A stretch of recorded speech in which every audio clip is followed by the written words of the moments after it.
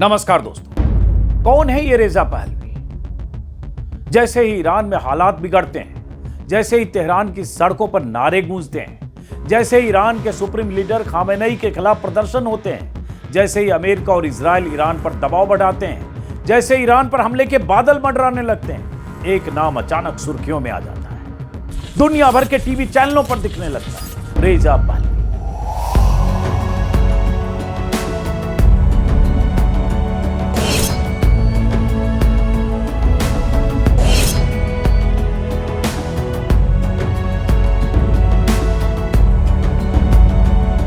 सवाल यह नहीं कि रेजा पहलवी कौन है, सवाल यह है कि ईरान के हर संकट में उन्हीं को आगे कैसे किया जाता है, क्यों किया जाता है। रेजा पहलवी ईरान के आखिरी शाह मोहम्मद रजा पहलवी के बेटे हैं, वही शाह जिनकी सत्ता 1979 की इस्लामिक क्रांति में उखाड़ फेंकी गई थी, वही शाह जिन्हें अमेरिका का सबसे भरोसेमंद साथी कहा जाता था, वही शाह जिनके दौर में ईरान की खुफिया एजेंसी लोगों को उठाती थी, यातनाएं देती थी, आवाजें कुचलती थी, वही शाह जिनके शासन में ईरान की जनता को लगता था कि देश तेहरान से नहीं वाशिंगटन से चल रहा है।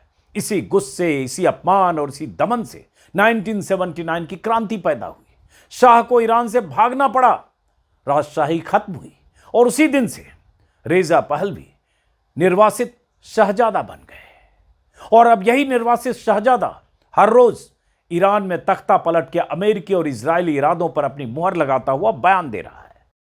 To all of our friends around the world, under the yoke of the Islamic Republic, Iran is identified in your minds with terrorism, extremism, and poverty. The real Iran is a different Iran, a beautiful, peace-loving, and flourishing Iran. It is the Iran that existed before the Islamic Republic, and it is the Iran that will rise again from its ashes the day the Islamic Republic falls. So let me be clear about how a free Iran will act towards its neighbors and the world after the fall of this regime. In security and foreign policy, Iran's nuclear military program will end. Support for terrorist groups will cease immediately. A free Iran will work with regional and global partners to confront terrorism, organized crime, drug trafficking, and extremist Islamism. Iran will act as a friend and a stabilizing force in the region, and it will be a responsible partner in global security. In diplomacy, relations with the United States will be normalized, and our friendship with America and her people will be restored.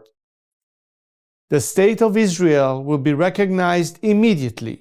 Iran की 1979 की इस्लामी क्रांति को अचानक नहीं हुई थी, अचानक कोई ज्वालामुखी नहीं फूटा था। यह सालों की तानाशाही, पश्चिमी दखल, ईरान के शाह पर अमेरिकी कंट्रोल और शाही ऐशो आराम के खिलाफ जमा हुआ गुस्सा था। रेजा पहलवी के पिता मोहम्मद रजा शाह पहलवी अमेरिका के सबसे भरोसेमंद सहयोगी थे। उन्हें ईरान के लोग अमेरिका का पिट्ठू मानते थे। तेल, हथियार, खुफिया एजेंसियां, सब कुछ वाशिंगटन की मर्जी से चलता था। शाह का राज था, लेकिन जनता की आवाज नहीं सुनी जाती थी। ईरान में सवाक जैसी खुफिया एजेंसी का दौर था। यातनाएं, राजनीतिक कैद और ऊपर से शाही परिवार की शान शौकत। जनता उबल रही थी और फिर आया आयतुल्लाह खुमैनी का आह्वान। न शाह न अमेरिका। 15 साल से निर्वासन झेल रहे आयतुल्लाह खमैनी ने शाह के खिलाफ बगावत की ऐसी पटकथा लिखी कि शाही परिवार को ईरान छोड़कर भागना पड़ा। जब जनवरी 1979 में शाह ईरान छोड़कर निकले, रेजा पहलवी उस वक्त 19 साल के थे। शाह जानते थे कि अब ईरान की गलियों में उनकी वापसी नामुमकिन है। कुछ ही हफ्तों में राजशाही खत्म हो गई, ईरान इस्लामिक देश बन गया। रेजा पहलवी एक झटके में क्राउन प्रिंस से निर्वासित नागरिक बन गए, या कहें निर्वासित शहजादा बन गए। उस दौर में वाशिंगटन पोस्ट, न्यूयॉर्क टाइम्स जैसे कई बड़े अखबारों में ऐसी रिपोर्ट छपी कि पहलवी परिवार ईरान छोड़ते वक्त अरबों डॉलर की संपत्ति पहले ही विदेशों में सुरक्षित कर चुका था। स्विस बैंक में अकाउंट थे, दुनिया के कई देशों में उनके अकाउंट थे, न्यूयॉर्क से लेकर पेरिस में उनकी प्रॉपर्टी थी, कंपनियों में हिस्सेदारी थी। यह भी कहा गया कि शाह ने ईरान को लूटकर, ईरान के तेल को बेचकर अपना खजाना भरा था और उस खजाने का बड़ा हिस्सा भागते वक्त भी अपने साथ ले गए। मिस्र, मोरक्को, बहामास, मैक्सिको, पनामा, तमाम मुल्कों में शाही परिवार भटकता रहा और आखिरकार अमेरिका में उन्हें शरण मिली और यहीं से शुरू होती है रेजा पहलवी की असली राजनीति। आज रेजा पहलवी खुद को लोकतांत्रिक ईरान का प्रतिनिधि कहते हैं। वो कहते हैं, मैं राजा नहीं बनना चाहता, मैं सिर्फ ट्रांजिशन में मदद करना चाहता हूं। लेकिन सवाल उठता है, किसके साथ ट्रांजिशन में मदद, किसके भरोसे, किसके पैसों से? रेजा पहलवी अमेरिकी थिंक टैंक की बैठकों का हिस्सा बनते हैं, अमेरिकी सांसदों से मिलते हैं, इजराइल जाते हैं, ईरानी सत्ता के खिलाफ साजिशें करने वालों से अच्छे रिश्ते निभाते हैं। रेजा पहलवी 1979 के बाद से एक दिन भी ईरान की राजनीति का हिस्सा नहीं रहे। ईरानी क्रांति के वक्त वो अमेरिका में थे, फाइटर प्लेन उड़ाने की ट्रेनिंग ले रहे थे। 7 साल की उम्र में ही उन्हें क्राउन प्रिंस यानी शहजादा घोषित कर दिया गया था और 17 साल की उम्र में उन्हें फाइटर प्लेन की ट्रेनिंग के लिए अमेरिका भेज दिया गया था। उधर ईरान में आग लगी थी, शाह की सत्ता भरभरा कर जमींदोज हो रही थी, जनता सड़कों पर थी और इधर शहजादा अमेरिकी एयरबेस पर सुरक्षित था। यहीं से शहजादे की दिशा तय हो गई। सत्ता गई तो लड़ने नहीं लौटे। जनता के भी जाने की हिम्मत दशकों तक नहीं कर पाए, आज तक नहीं, बल्कि निर्वासन को अस्थायी ठिकाना बना लिया। अमेरिका की सरपरस्ती में फलते फूलते रहे। 1986 में उन्होंने गवर्नमेंट इन एग्जाइल बनाने की घोषणा की ताकि ईरान में संवैधानिक राजतंत्र वापस लाया जा सके। उसी साल रेजा पहलवी ने एक ईरानी अमेरिकी वकील यास्मीन एतमाद आमनी से शादी की। उनकी 3 बेटियां हैं, नूर, ईमान और फराह। 1990 के बाद अचानक रेजा ग्लोबल पॉलिटिक्स में सक्रिय हुए। उन्हें राजनीतिक आवाज भी मिली, प्लेटफॉर्म भी मिला, क्योंकि ये वो दौर था जब सोवियत संघ टूट चुका था और मिडिल ईस्ट में अपनी पैठ बनाए रखने के लिए अमेरिका को नए दुश्मन और नए मोहरे की तलाश थी।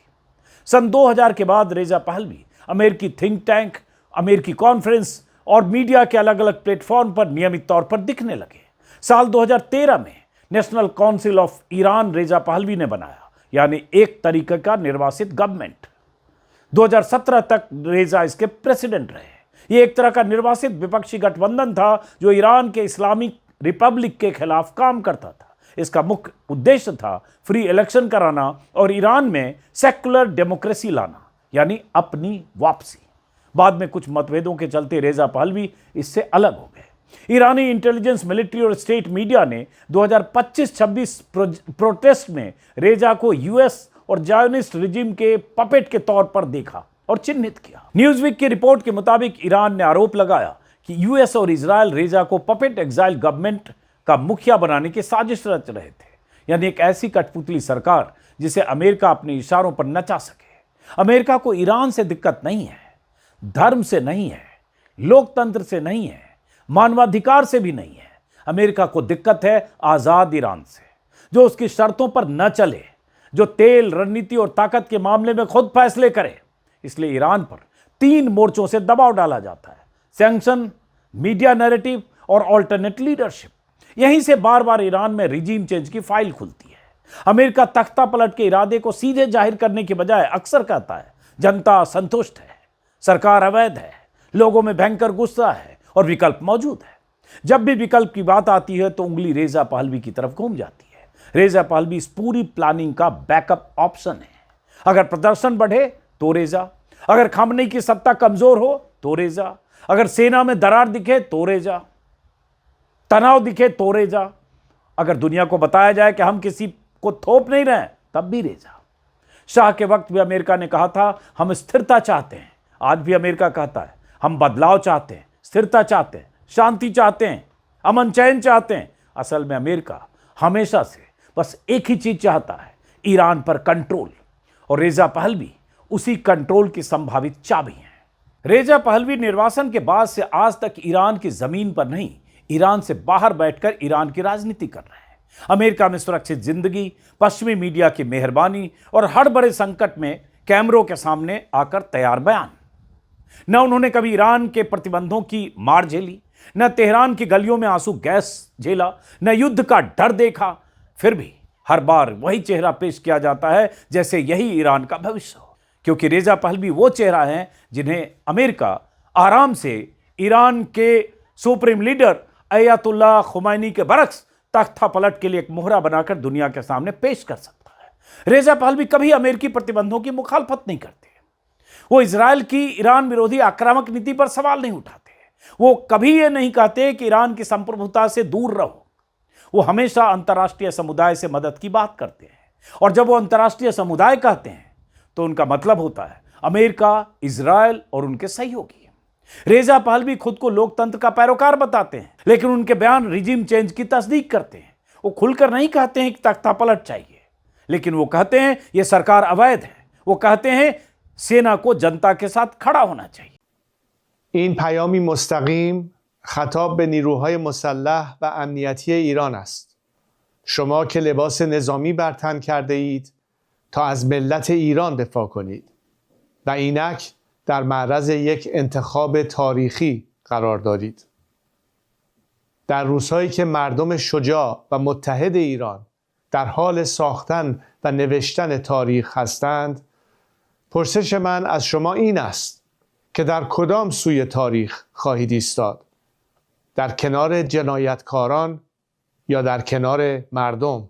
रेजा पहलवी हर उस मौके पर बयान देते हैं जब ईरान संकट में दिखे, प्रदर्शन हो, सरकार पर दबाव हो, प्रतिबंध लगे। हर ऐसे मौके पर रेजा पहलवी अमेरिकी मीडिया के कैमरों के सामने होते हैं। लेकिन सवाल यह है, जिस देश की जमीन उन्होंने बचपन में छोड़ी, युवावस्था में छोड़ी, क्या वो सच में उसकी नब्ज समझते हैं? वो अमेरिका में बैठकर ट्वीट कर रहे हैं, वीडियो जारी कर लोगों से अपील कर रहे हैं, सड़कों पर रहो, हड़ताल करो, पीछे मत हटो। एक तरीके से देखें तो रेजा पहलवी जलते ईरान में आग में घी डालने का काम कर रहे हैं। ईरान में प्रदर्शन के दौरान पहलवी के ऐसे कई पोस्ट और वीडियो सामने आए जिसमें वो प्रदर्शनकारियों को भड़काते दिख रहे हैं। همیهنانم، آفرین به همگی شما که پنجشنبه شب خیابانها را در سرتاسر مملکت تسخیر کردید. به همه شما افتخار میکنم. برای خیلیاتون مشخص شد که با تعداد انبوه جمعیت نیروهای سرکوب به عقب رانده میشوند و احتمال سرکوب رو به حداقل میرسانید. برای آنهایی که تردید داشتید، جمعه شب همراه باشید با سایر همیهنانتون.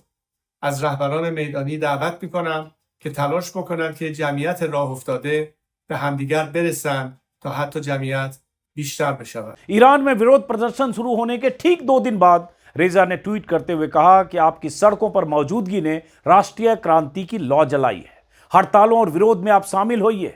अपने वीडियो मैसेज के जरिए रेजा ने सरकारी कर्मचारियों, ट्रक ड्राइवरों, नर्सों से हड़ताल की अपील की और विदेशों में रहने वाले ईरानियों से भी समर्थन मांगा। रेजा ने इसके बाद लगातार कई ट्वीट किए। 9 जनवरी को एक वीडियो बयान जारी करते हुए रेजा ने कहा कि मैं ईरान में 8 से 9 जनवरी की रात सड़कों पर उतरने वाले हर एक व्यक्ति पर गर्व करता हूं। आपने देखा कि कितनी बड़ी भीड़ ने दमनकारी ताकतों को पीछे हटने पर मजबूर किया। जो लोग अभी तक हिचकिचा रहे थे वो अपने साथी हमवतनों के साथ जुड़ जाओ और भीड़ को और बड़ा बनाओ ताकि शासन की दमनकारी ताकत और कमजोर हो जाए। ملت عزیز ایران، هموطنان شجاعم، شما در 2 هفته گذشته به ویژه در 4 روز اخیر با تظاهرات میلیونی پایه‌های رژیم نامشروع جمهوری اسلامی را به لرزه درآورده اید.